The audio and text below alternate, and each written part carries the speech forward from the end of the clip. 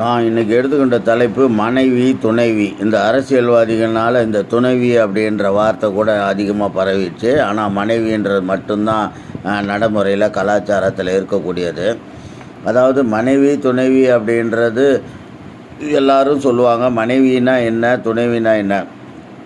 இப்போ முதல்ல வரேன். அதாவது மனைவி அப்படின்றது எதுக்குடா மனைவி அப்படின்னு சொல்லி அந்த பெயரை வந்தது அப்படின்றதுக்கு தான் இப்போ இன்றைக்கி கொடுக்க போகிற விளக்கம். எல்லோரும் மனைவினா பொண்டாட்டி அப்படின்னு சொல்லிட்டு தாராளமாக போயிடலாம். ஆனால் இந்த மனைவி அப்படின்ற வார்த்தை எப்படி அங்கே நமக்கு வந்து அதை உச்சரிப்புக்கு அந்த மனைவின்ற வார்த்தை நம்மளுக்கு சொல்லப்பட்டது, மனைவின்றது ஒய்ஃபு அப்படின்றது தான் இதனுடைய விளக்கம். இப்போ மனைவி அப்படின்னு வைங்க. அதாவது மனைவின்றது ஒரு வீட்டுக்கு வந்து ஒரு விளக்கேற்றுறதுக்கு வர்றது. இந்த உலகத்துக்கு வந்து இப்போ சந்திரன் இருக்குது. சந்திரன் வந்து ஒரு சேட்டலைட் மாதிரி நம்மளுக்கு இருந்து இந்த உலகத்தில் வந்து, அதாவது இருட்டு அந்த சூரியன் மறையும் போது நமக்கு ஒரு பாதுகாப்பாக வர்றது அந்த சந்திரன், மூன் அப்படின்றது. அதுபோல் நம்ம குடும்பத்தில் வந்து நம்ம அப்பா அம்மா வளர்க்குறாங்க. நம்மளை ஒரு குறிப்பிட்ட காலம் வளர்த்து பின்னால் வந்து நம்மளுக்கு பாதுகாப்புக்காக நம்மளுக்கு மனைவி அப்படின்றவ ஒருத்தர் வர்றா. அதனால தான் அந்த natural satellite of the earth அப்படின்ற மாதிரி அது வந்து natural satellite of the home, ஒரு வீட்டுக்கு அப்படின்றது ஒரு அர்த்தம். ரெண்டாவது அர்த்தம் ட்ரீம் அப்படின்னு சொல்லலாம். எல்லாருக்குமே ஒரு கனவு இருக்கும். அந்த கனவு எப்படிதான் இருக்கும்னா, அதாவது ஒரு நமக்கு வரப்போகிற மனைவியை பற்றி அழகான ஒரு கற்பனையை ஒரு ஆணும் ஒவ்வொரு பெண்ணும் கனவு கண்டுக்கிட்டே இருப்பான். இந்த ஆண் அப்படி கனவு கண்டுக்கிட்டு இருப்பான். அதனால் மனைவி அப்படின்றது ஒரு ட்ரீம், ஒரு கனவு அப்படின்றது தான். அடுத்து சொல்லக்கூடியது லைட்டு அப்படின்றது வெளிச்சத்தை தரக்கூடியது. வீட்டுக்கு வந்து மகாலட்சுமி வந்திருக்கா அப்படின்றது வெளிச்சத்தை சொல்கிறதுனால அது மனைவி அப்படின்றது. அதனால் லைட்டு அப்படின்ற வார்த்தை. இந்த டிலைட் அப்படின்றது மகிழ்ச்சி. எல்லாருக்குமே மகிழ்ச்சின்றது தெரியும். அவன் எவ்வளோ தான் வாழ்ந்தாலும் அவன் கல்யாணம் பண்ணிக்கிட்டு ஒரு மனைவியோடு அவனுடைய முதல் இரவு கொண்டாடும் போது தான் அவனுக்கு மிகப்பெரிய மகிழ்ச்சி. அந்த மகிழ்ச்சியை தரக்கூடியது தான் மனைவி. அது ஒவ்வொரு இரவும் தரக்கூடியது மனைவின்றதுனால. அதனால தான் இப்போ இரவில் வந்து இப்போ இந்த வார்த்தையெல்லாம் எங்கேருந்து எப்படி எடுத்தேன் அப்படின்றது தான் உங்களுக்கு இந்த கதை. அதாவது மூனி நல்லா கேட்டுக்கணும். மூன் அப்படின்றதுக்கு தான் இந்த விளக்கங்கள்லாம் சொன்னேன். அதாவது இது வந்து natural satellite of the earth மூணுன்றது. ஆனால் நம்ம வீட்டுக்கு natural satellite of the house அப்படின்னா பொண்டாட்டி தான்.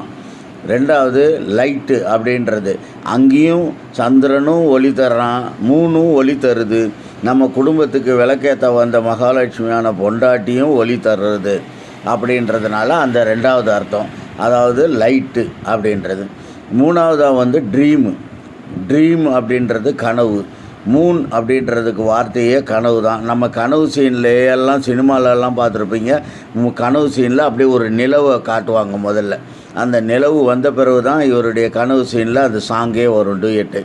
அதனால் ட்ரீம் அப்படின்றது ஒவ்வொரு ஆண்மகனுடைய கனவுலேயும் பொண்டாட்டி அப்படின்ற ஒரு கற்பனை, ஒரு கனவு இருந்தே ஆகும். அப்படி ட்ரீம் அப்படின்றதுக்கு அர்த்தம் மனை, அதாவது மூன் அப்படின்றது தான் அது ஒரு அர்த்தம். அடுத்து வந்து டிலைட்டுன்றது மகிழ்ச்சி, மற்றற்ற மகிழ்ச்சி. ஹாப்பின்றது சாதாரணமாக வந்துட்டு போகிறது, மனைவின்றது மற்றற்ற மகிழ்ச்சி அப்படின்றது டிலைட்டு. இந்த டிலைட்டும் அதாவது எப்படி வந்து சூரியன் மறைஞ்சோடனே இருட்டில் கண்ணே தெரியாமல் நடக்கிறதுக்கு கால் வைக்க தெரியாமல் மக்கள் அவசப்படக்கூடாதுன்றதுக்காக இரவு நேரத்தில் எப்படி வந்து சந்திரன் வந்து அதாவது நம்மளுக்கு வந்து ஒரு பாதுகாப்பாக இருக்குது, ஒரு மகிழ்ச்சியை தரக்கூடியதாக இருக்குது. அப்பா இப்போ சந்திரன் அவ்வளோ ஃபுல்லாக இருக்குது, இன்றைக்கி வந்து பௌர்ணமி, அவ்வளோ வெளிச்சத்தை தந்துக்கிட்டு இருக்கு அப்படின்ற மாதிரி நம்மளுக்கு ஒவ்வொரு இரவும் நம்மளுக்கு மகிழ்ச்சியை தரக்கூடியது மனைவி அப்படின்றது. இதெல்லாம் வந்து ட்ரீமு, லைட்டு, அந்த சேட்டலைட்டு, இப்படி இதெல்லாம் சேர்ந்தது தான் மனை. இப்போ பாயிண்ட்டுக்கு வந்துடுறேன். மூன் அப்படின்றது தான் இதனுடைய மூனி அப்படின்றது, அதாவது சந்திரன்கள் வெளிச்சம் நிறைந்தது அப்படின்ற மாதிரி மூனி.